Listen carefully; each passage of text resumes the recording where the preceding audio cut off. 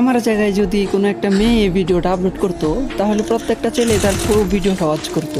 এমনকি কত সুন্দর সুন্দর কমেন্ট যে করতো, বলতো আপু আপনি কি আমার সাথে 1v1 করবেন, আপু আপনি না অনেক ভালো গেম প্লে করেন, আপু আপনার সাথে আমি অ্যাড হতে চাই, আরো কত সুন্দর সুন্দর কমেন্ট যে করতো রে ভাই।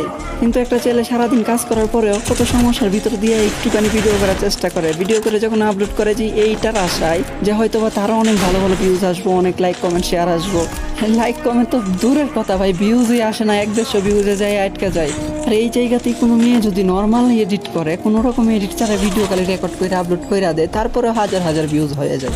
আমি এটা বলতে চাইতেছি না যে মেয়েদেরকে কেউ সাপোর্ট করো না, হ্যাঁ মেয়েদেরকেও সাপোর্ট করো, কিন্তু হ্যাঁ পাশাপাশি ছেলেদেরকেও করো। একটা ছেলে যে কত কষ্ট করে ভিডিও বানায়, কতটুকু আশা নিয়ে ভিডিও বানায়, এটা কি তোমরা জানো? আচ্ছা আমি অন্যদের কথা বাদ দিলাম, আমার নিজের বিষয়টাই বলি। যে আমি 12 থেকে 13 ঘন্টা কাজ করার পরে আমি কতটুকু কষ্ট করে ভিডিও আপলোড দিই তোমাদের থেকে একটু ভালোবাসার আশায়। আর আমি আমার নিজের জন্য কখনোই সাপোর্ট চাই না তোমাদের থেকে। আমার কথা হলো আমার ভিডিওগুলো যাদের কাছে ভালো লাগে